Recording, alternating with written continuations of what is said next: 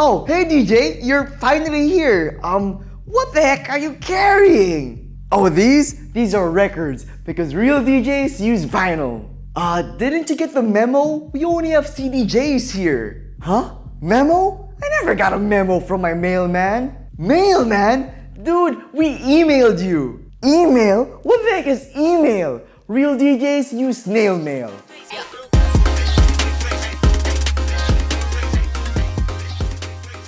In this video, I'm gonna confess to you 5 dumb DJ lies I believed as a beginner and the truth I discovered about each one as I progressed through my career.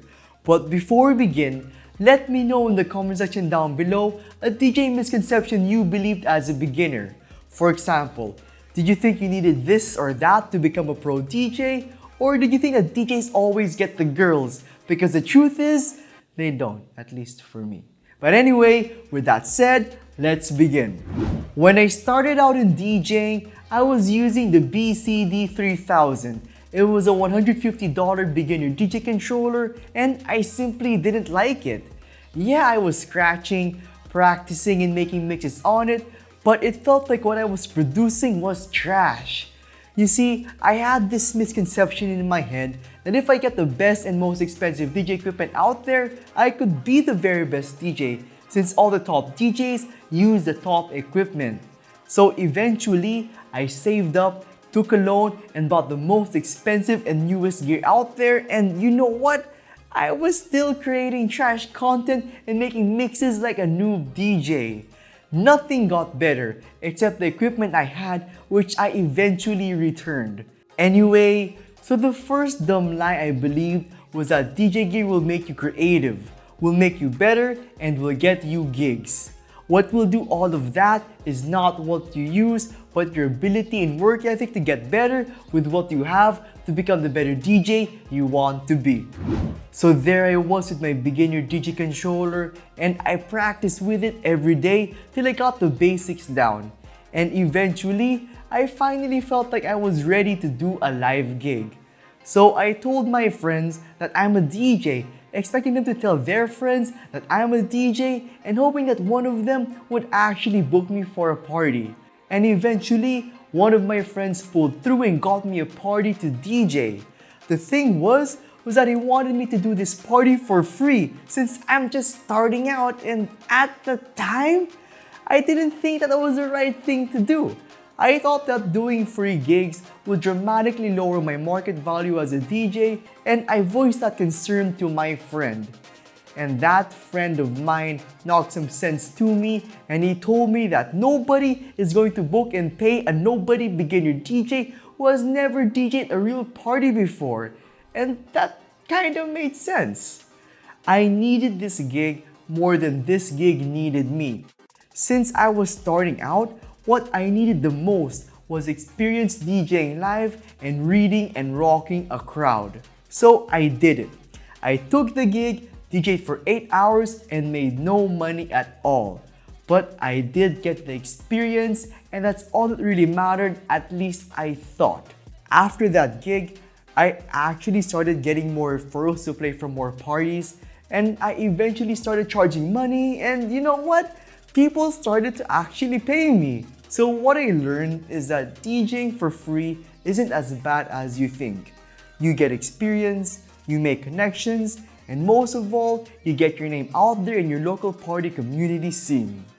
So I got a few gigs here and there and eventually saved enough money to buy turntables. And I began practicing like crazy on them. I would spend every day just honing my skills on these turntables with the objective to get really good in DJing, so much so that my skills will eventually triumph in a couple of DJ competitions. You see, I just wanted to become a DJ champion so that I could get more gigs and have a successful DJ career.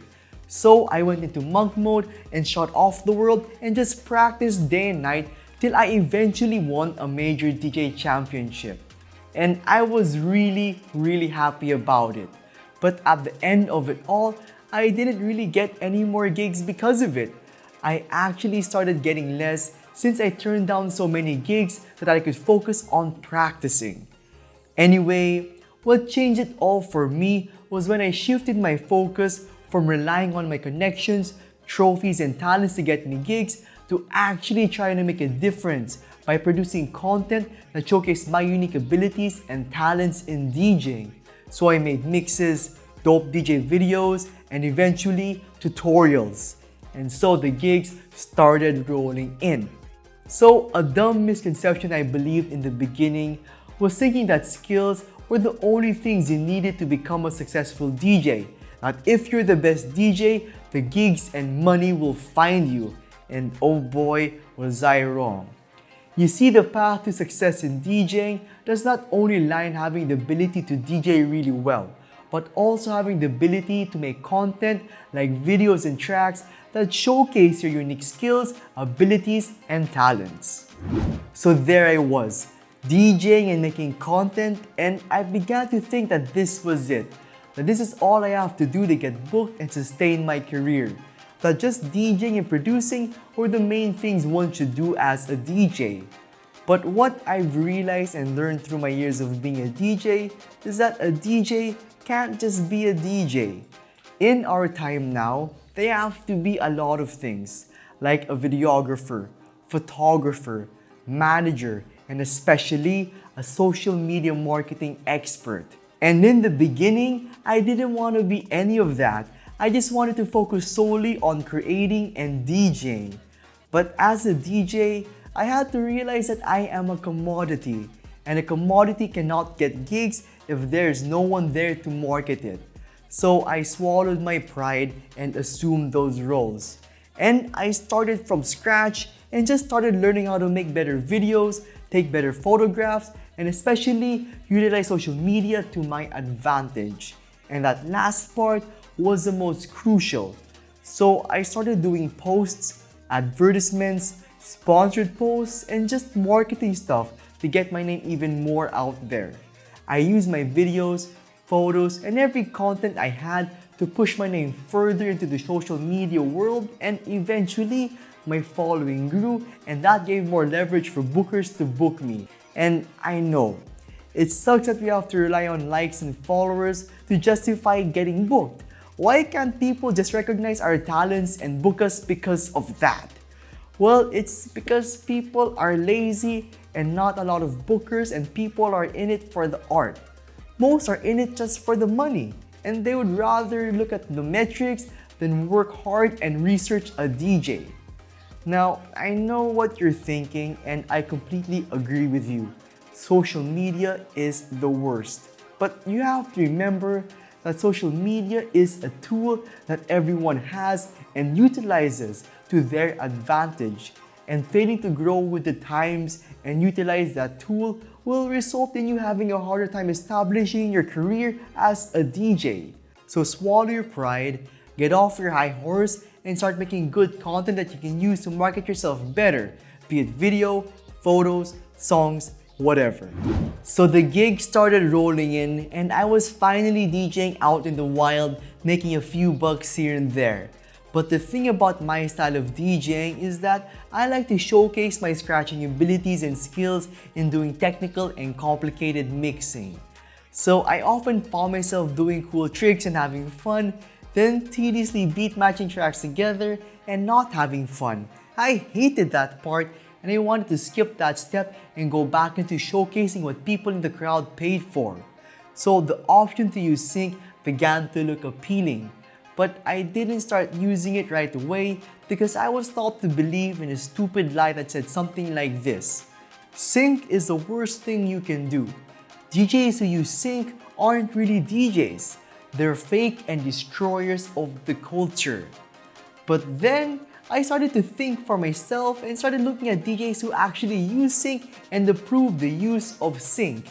And they're guys like A-Track, Craze, and even Jazzy Jeff. And those guys aren't fake DJs, they're the realest of the real. So I said F it, and I started using sync and eventually started having more fun and creative DJ sets. You see, you gotta remember who you're DJing for. You're playing music for the crowd and not for the DJs. The crowd does not care what equipment you have, what buttons or functions you're pressing, or even what tricks you're capable of doing. They just care if you're giving them a good time, and as a DJ, it's our responsibility to always ensure that no matter what way. And that's it. If you made it this far, let me know in the comment section down below which dumb lie/misconception was your favorite and why. And with that said, thank you so much for watching guys, and I'll see you all in the next one. Peace.